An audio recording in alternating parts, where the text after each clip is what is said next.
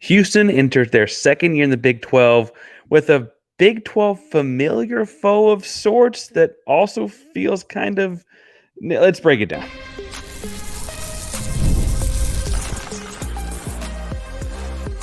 You are Locked On Coogs, your daily podcast on the Houston Cougars, part of the Locked On Podcast Network, your team every day.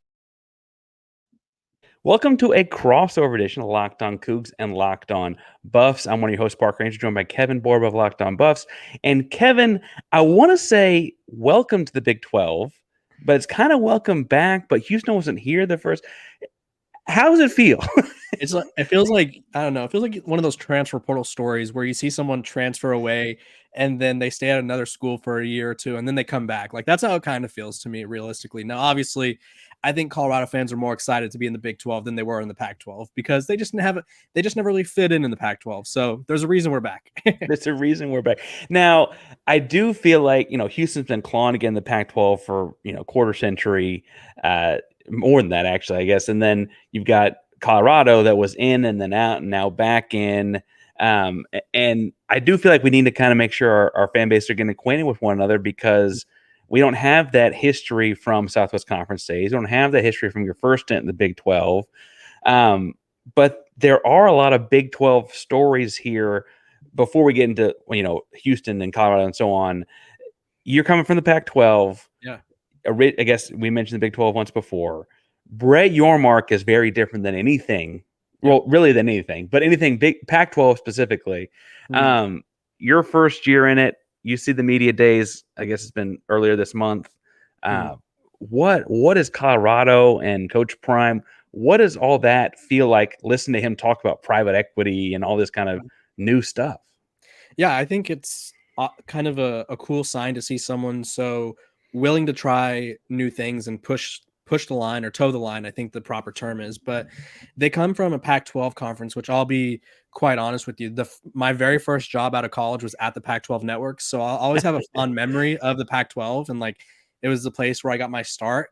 But the Pac-12 leadership, and not the people I worked with specifically, but the Pac-12 commissioners and the powers that be, they just didn't do what they had to do to keep the conference, one, intact, two, to keep them from falling behind. It seemed like the Pac-12 had this mindset of like, it'll work out. Like, something will happen where it'll work out for us. And the Big 12 has the exact opposite mindset. I think the Big 12 is well aware, Brett Yormark specifically, that college football is, I don't know if it's still doing it, but there's a thought that it's shifting to 2 mega conferences or super conferences. And so Brett Yormark's whole mindset is to make sure that, hey, it's going to be 3 super conferences because the Big 12 is still going to be around.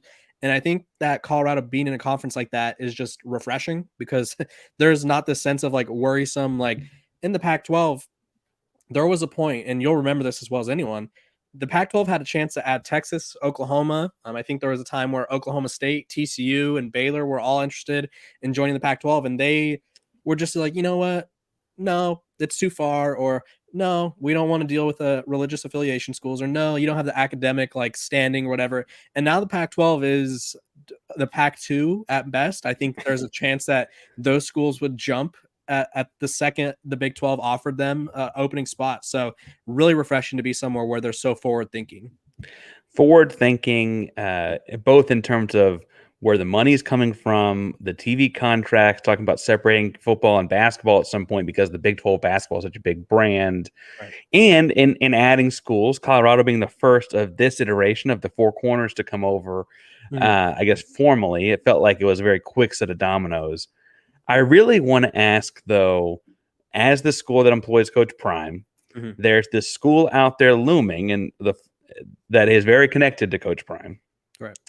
In Florida State, and it feels like Florida State's going to jump out of the ACC at some point as soon as they legally can afford to. And Clemson may be quick behind. People are talking about SEC doesn't want new teams. They said they're not recruiting schools. It hits every school in this conference differently. Like Houston's like, okay, that relive a Peach Bowl, what we beat Florida State in. It brings in another Florida school. It helps broaden the conference. For Colorado, in terms of football, at least, this is a big deal. Right. So I said what it feels like for Houston, but what does that feel like? Do you really want Florida State in Where's that fall for you? I think everyone. So there's probably two trains of thoughts. I'll be completely honest. Like the very like Colorado centered thinking people are probably like, well, we wanted to be the face of the conference, right? Because I think a Deion Sanders led Colorado program, if they're successful, big if they're successful. Let me repeat that so people don't think I'm just saying that they're automatically the face of the conference. But if they are successful, Colorado has the notoriety. They sort of have this like new cultural impact that no team in the Big 12 has. Like we'll just call a spade a spade. If Colorado's good, they're going to be more popular than everyone in the Big 12, and they will probably be as popular as anyone in the country. That's just how the cookie crumbles when you have an NFL Hall of Famer who's very good at social media as your head coach. Like that's just the way the cookie crumbles. But and I would only interrupt to say he's been good at every type of media since he first stepped on the stage. I mean, like that is just anything he's doing, right? It's like they have it mastered. Like you look at as someone who covers Colorado, like we media members can't go to practices. Like you could talk to the coaches and the players after, but the only person who's in there with the camera is his son, who has a very, very successful YouTube channel, right? And they create great content. They give you behind the scenes stuff. Awesome. They also are very good at maximizing their brand. They have massive NIL deals with Shadour and Travis. And so they have all of this social media and media hype that they generate themselves. Plus they have the Amazon Prime documentary. So there's like 5 different camera crews at all times, and they control all of it. And so Colorado has a chance to really be the face of the conference if they are good. Again, I'll put that out there. But if you're looking at from the health of the Big 12 perspective, you want Florida State, you want Clemson. They've won 3 titles since 2013. No one else in the Big 12 has won a title, right? Which is how it goes since 2013. Excuse me. Let me preface that. No one's won a title recently. And I think right now there's a joke about the Big 12 that it's a truck stop conference, right? Where it's like, it's just these random schools in the middle of nowhere that nobody cares about.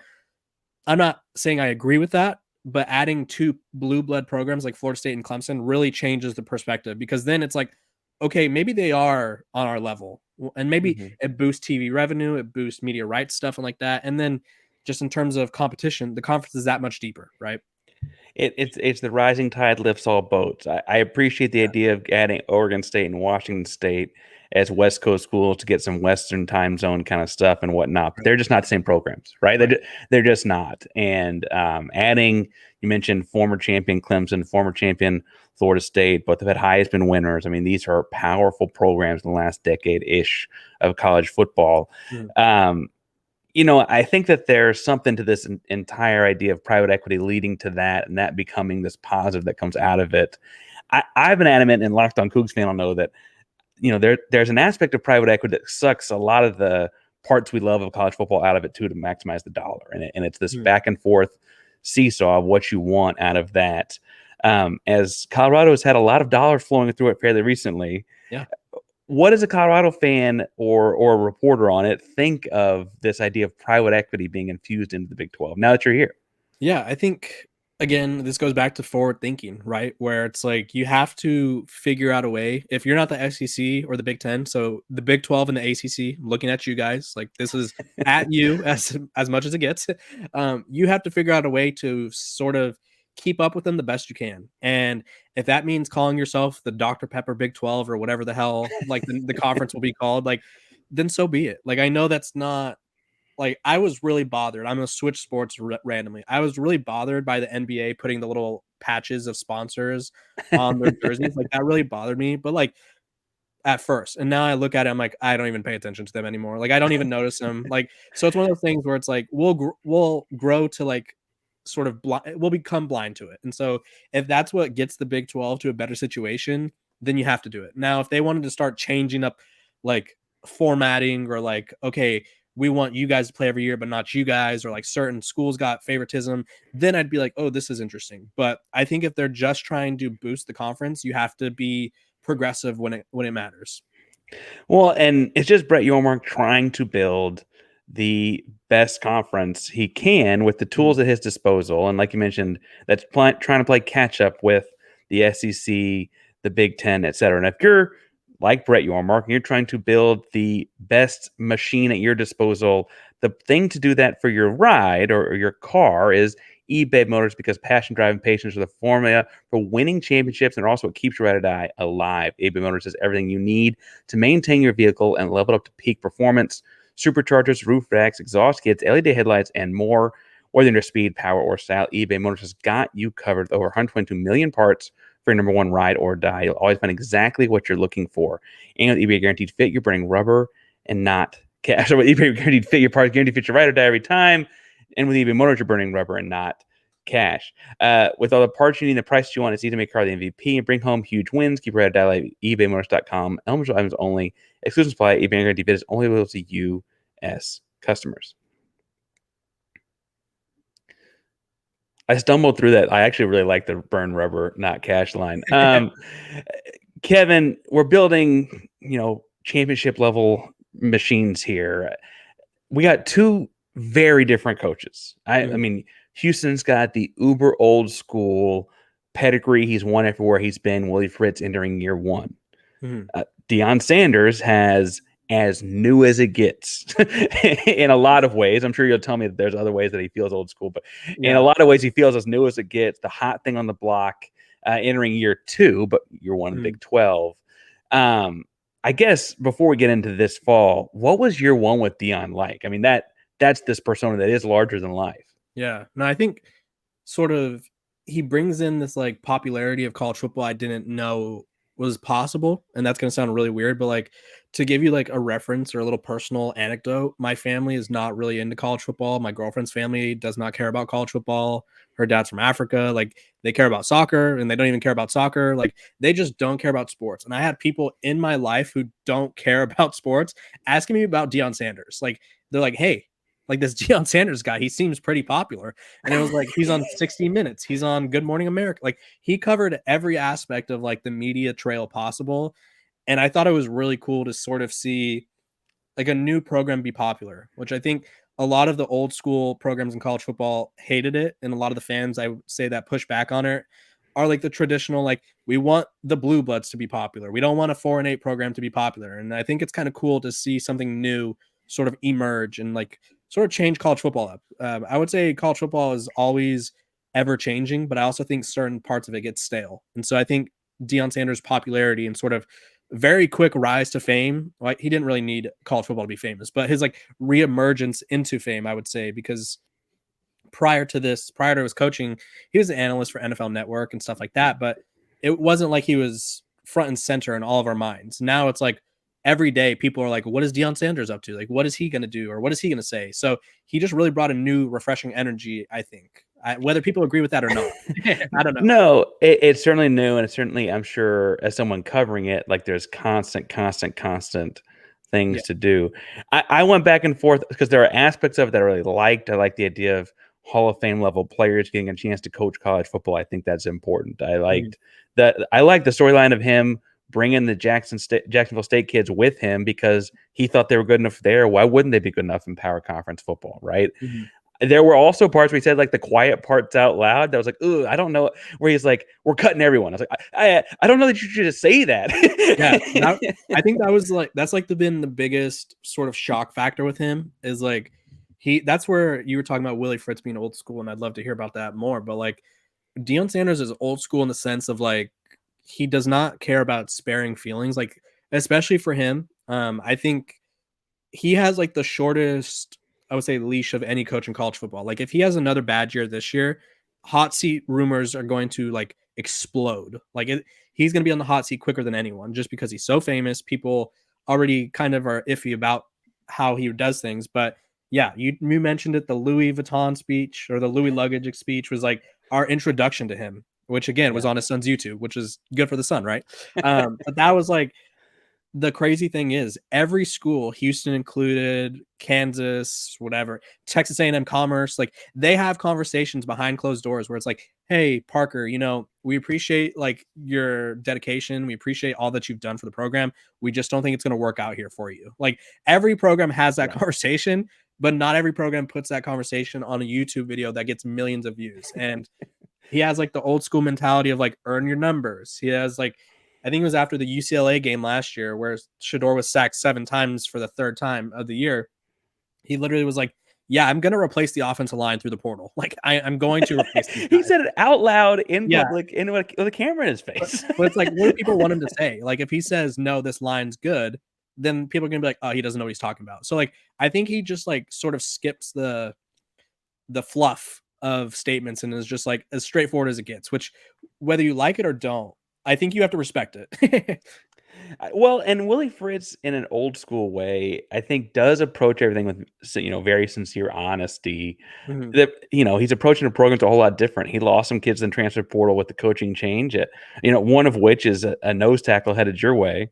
Yep. And he's very upfront about like, hey, part of the reason I took the job in Houston was it's a power conference job in the city of Houston, and we're only recruiting kids that can drive here. We're not, and no plane trips need to be had, right? Like there's a very old school like regionality feel to that.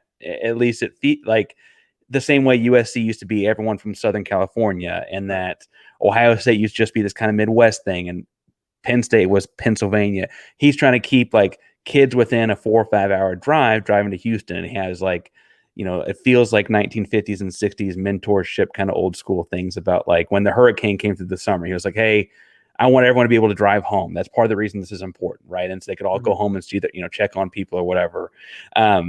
He doesn't say the quiet part out loud quite like Deion. Yes. I do think, though, that, when you talk to players and stuff like that, like he is intense in the same kind of, in a similar kind of way, I should say.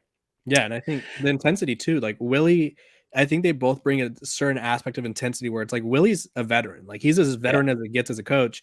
And then Deion Sanders is like one of the best players to ever play. So it's like, who are you as a college athlete to tell Deion Sanders, like, hey, I don't think you're right. Like, what, like, that'd be absurd. And like, same thing with Willie Fritz. Like, this guy's been around the block and you're gonna be like, no, I don't think that's right. Like, they both bring that veteran sort of presence. Sorry to cut you off there. No, I was going to point out that Willie Fritz's first head coaching job was 1993 at Blinn Junior College. I believe Deion had just won or was about to win his first Super Bowl at that point. Like that's how far back we're going back in the Wayback Machine there. I was not alive for either of those things. I was born 6 years later. Willie Fritz's name, he won at Blinn, he won at Central Missouri, won at Sam Houston State. He won major bowl game at Tulane just 2 years ago and had a pretty strong season last year as well. He's won everywhere he's been. I guess Deion did win at the high school level in Jacksonville State, but you mentioned the hot seat, and we're going to do over-unders and talk about the people on the field later, I promise. But last thing on Deion, how realistic are we talking about a hot seat 6 or 7 months from now?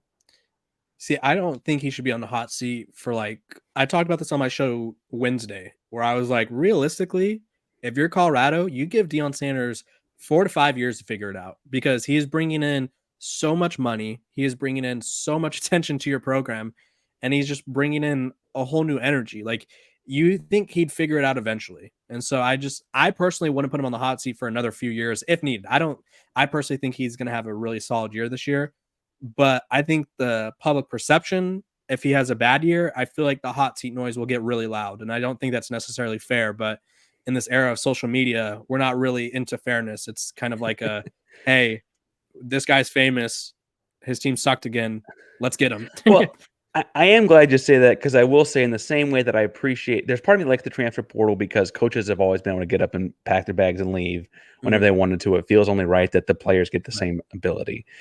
In the same way, he's heavily scrutinizing his players very publicly for like, hey, we're changing out the whole offensive line. Hey, we're only bringing Louis luggage. Hey, like, I feel like at some point he's got to hold himself to that standard too, right? Yeah. And I'm glad that there's some sentiment that is got to carry over, right? It'd be really easy to kind of put that to the to the side, but it doesn't seem like that's what's happening. Yeah, I think that's a great point, actually, and I think this is the year, at least in my opinion, and I say this and I get a lot of blowback for it, excuse me, where if the portal doesn't work again, it's like we should not be rolling into December like, hey, we're gonna try this again, 40 new guys, bring them in. Like, that should not be the mindset. Like, I think there has to be some sort of accountability if it doesn't work. Even if it does work, I feel like we know what wins championships, and he talks about winning championships. Like, he has talked about he wants to win. And so I'm sure you're familiar and your listeners are familiar with the blue chip ratio. Bud Elliott from 24/7 Sports created it, where 50% of your roster has to be a 4 or 5-star recruit. Those are the teams that win championships. It doesn't matter if you develop well. It doesn't matter like whatever. Like you have to recruit well. And so I think we're going to get to a point where it's like, okay, your portal was a quick fix, but now sustain the success.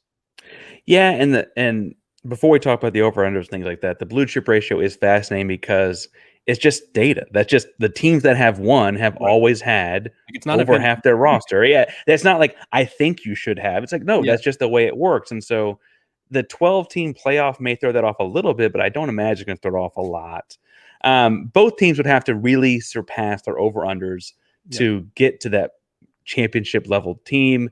And if you think that they will, and we're going to talk about what those over-unders are in a second, or if you just want to make college football outside of Houston and Colorado a little bit more exciting, or are trying to really get into the summer sports scene right now, all summer long, FanDuel is hooking up all customers with a boost or a bonus daily. That's right. There's a little bit of something for everyone all summer long, whether it's baseball, WNBA, Paris Olympics, whatever the case may be. You can find ways to get into it at FanDuel. Right now, they got the over-unders for Colorado at 5.5 games and Houston at 3.5 games.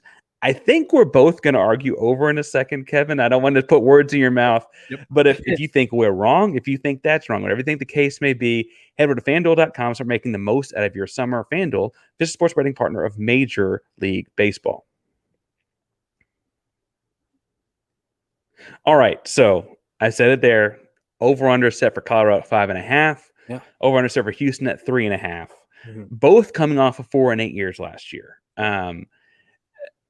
So sell me on you're picking over-under 5.5 and why? Yeah, so I'm picking the over. I picked the over last year too, and I think their over was at 3.5, and they almost hit that within the first month.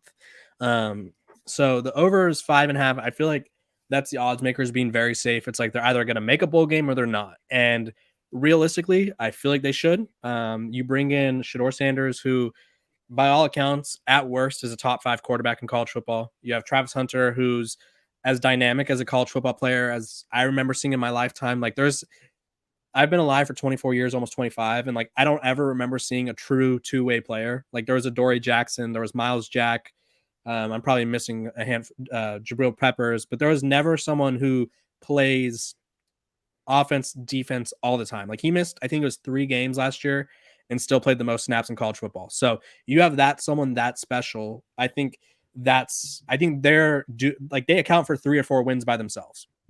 Last year, they were victim of a 1-loss scores, like a lot. Like I think they had 3 or 4 games where they lost by single digits, where it's like USC, they could have beat them. Arizona, really good team. They could have beat them. They lost by single digits. I think they missed a field goal to win it, if I remember correctly. Stanford, they lost in double overtime. Utah, they lost a really close one. So that's 4 games right there where you flip that and all of a sudden they're 8-4. Now, obviously that's a big if, but they improved all of their flaws, which is why I think they're going to be significantly better. I think my record prediction is around 7-5, 6-6. I'm around there. People want me to be a little more bullish, but I need to see them play. Like it's really hard to evaluate a team I have not seen play together. Houston, though, tell me over under for you guys. Well, especially with so much of your roster being new, I feel like we're in the same boat, and a lot of Houston's roster has turned over because honestly, the coaching change made a lot of former Holgorsen guys got up and left. They want to go somewhere a little more established instead of being part of the rebuild. I think Houston beats 3.5 wins, and I think that's really low. I think that's being safe and low because it's a very difficult schedule. Right. A bowl game in year 1 for Willie Fritz would be a huge win, in part because it's a very new roster, in part because it's a new culture, and then in part because they've got a really challenging schedule. Their non-conference are UNLV, which is not a slouch, at Oklahoma, and then at home with Rice. And I will say, you think about Rice being like a win, but like that was a loss last year, right? So that's what we're looking at a little bit. There's a world where they lose all 3 of those. Like there is. I don't think they lose all 3. I think they go 2-1. Right. But there's a world where you lose all 3 of those. It's the same with Colorado. Like the non-conference is North Dakota State, FCS. Like they win FCS championships like it's their day job, which it is, and then at Nebraska, which is a huge rivalry game, and then at Colorado State, they went to overtime against them last year. So yeah, both of these teams did not do themselves any favors. we got this stretch of conference play where Houston goes to TCU, Mhm. to Kansas, host Utah, host Kansas State 4 weeks in a row. Oh, And I mean, going 2-2 in that stretch would be a big deal for a first-year head coach at this level of football. Now, Willie Fritz is a very good head coach, and he may do it, but that's going to be pretty tough. I also weirdly feel like you mentioned they could go 0-3 in that stretch. Oklahoma could also like just Oklahoma and lose it. Like there's no telling. That's part of college football. Yeah. A couple years. How was it? It's been almost a decade since Houston beat Oklahoma in Norman, and it was a big deal, right? Like that is possible as well. I don't mean to sound super negative. It's just a transition year. It's setting a culture.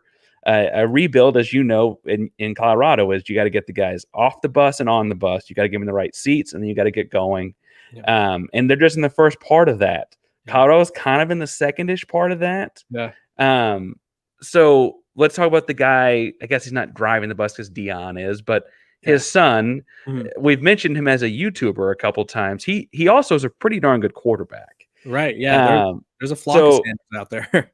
Are you looking at a Heisman kind of year? Is it that kind of year or bust for him? I mean, what's really looking like a 2024 realistic a season for him? Yeah, I think it's a big year for Shadour. Like which I think people forget. There's the older brother, Deion Jr., who he's the one that managed all the socials. Shadour, or there's Shiloh, who's the older, or I would say the middle brother.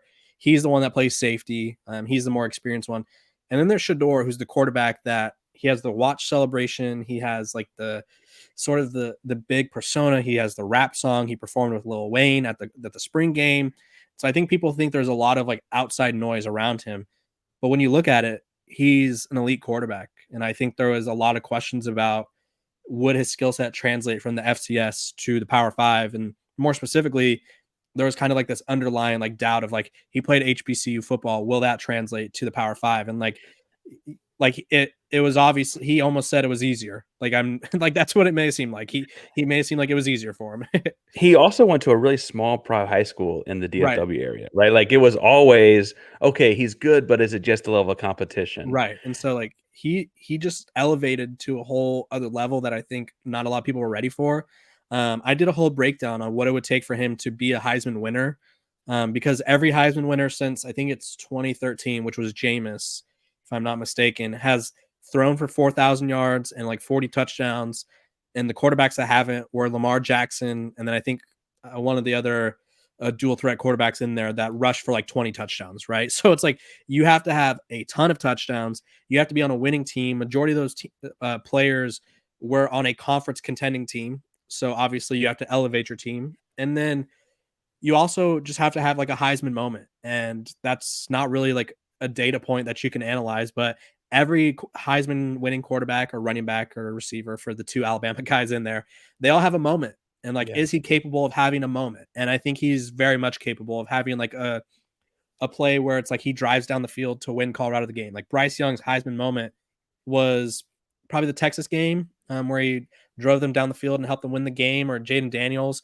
He had a Heisman moment last year. It's slipping my mind, but it's like there's always that one play where they show it. So well, he's capable of that kind of level. And the deal with Shadour is that there will be a camera there for that moment. We will all hear about and see about it, right? That will absolutely happen. Houston is just interesting with Donovan Smith because Donovan is getting talked about in some like NFL draft circles as being a first-round pick.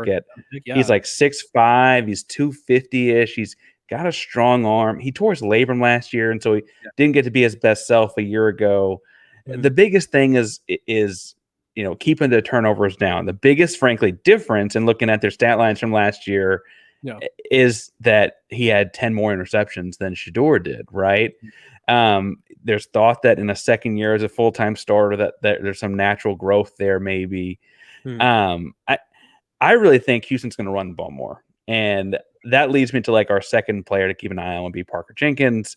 Folks that follow us know that he was a freshman running back last year with some explosive plays. He looks to be the guy in the backfield this year. Big shoes to fill too, because Colorado got the guy that he was replacing, and then never got to use him. But never got to use him. Yeah, big shoes to fill there for Parker. Big shoes to fill. My question is going to be before we got out of here. The other guy, the other guys, we'd call him the other guy. Travis Hunter would be the guy everywhere else. Yeah, for sure. You mentioned he played more snaps than anyone in America. I enjoy watching a two-way football player, and he is a true two-way. He's not I play some special teams and third down receiver. He is a true two-way football player. Yeah. Is there a chance that he steals the Heisman from Shadour? Is there, if they go 11-1, does it come down to that? Yeah, I think for Travis I don't think it'd shock me if he's in New York. Like if Colorado goes say 8-4 and Travis has like 1,000 yards receiving and like 5 picks on defense, like it wouldn't shock me if he's there. But for him to like be the guy that's hoisting the trophy, like you mentioned 11-1, that feels like an adequate record, because I think anything below that, like people would be outraged, like beyond outraged. That'd be the most controversial Heisman probably ever. Same thing with Shadour. Like if either of them wins it and they're not 10 or more wins, like people are going to be irate. Now for Travis, I just don't know if it's possible. Like the Heisman has become a quarterback award. I talked about dating back to 2013. Like I gave the quarterback stats. The only 2 guys that weren't quarterbacks both played at Alabama, and they both won the title that year. So it's like, it's very hard for a non-quarterback to win the award, because one, it's like, if Travis is good enough to win the Heisman, that means Shadour's throwing him the ball. So like Shadour is going to be there by default.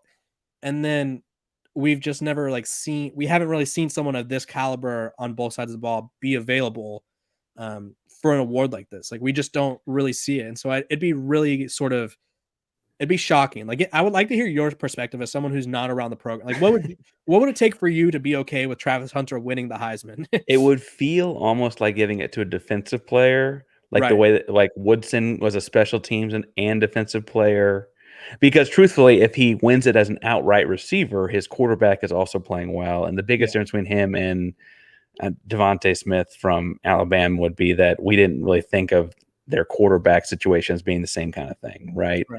I say that to say I probably like him more. And I don't mean to say that some people don't like Shadour. I don't mean to say I have that kind of a qualm. I just mean like there's just something about him. He wears the onesies and he's very he's just a goofball. Yeah. A little goober, which is kind of funny because if you watch their well-off media training videos, like they've been doing a lot of, which I think it's to get them mentally tough, because they were a mentally weak team last year. They're doing a lot of military training. Like they'll have like Navy SEALs or Marines. I'm not sure on the branch, so I apologize, but they have some sort of military branch there. And Travis is like the only one not hands bent over on his knees, like sweating or vomiting. Like he's like, yeah, I could do this. Like he works hard and like is the hardest working guy. And then he goes home and slaps on a Lilo and Stitch onesie and is gaming. Like he's just an all around character. And I think he's really fun. Ton of fun. It'd be great to have him as Houston Texan one day, frankly. Yeah. Can't argue with that. What position would you want him as, though? Would you want him to play both ways? That's my qualm. My qualm is fair. I would think this is not Locked On Texans. I'll leave that to Cody. But I do think that the receiver room is crowded with the Texans because Stephon Diggs just got there. So maybe it's quicker at corner. Okay.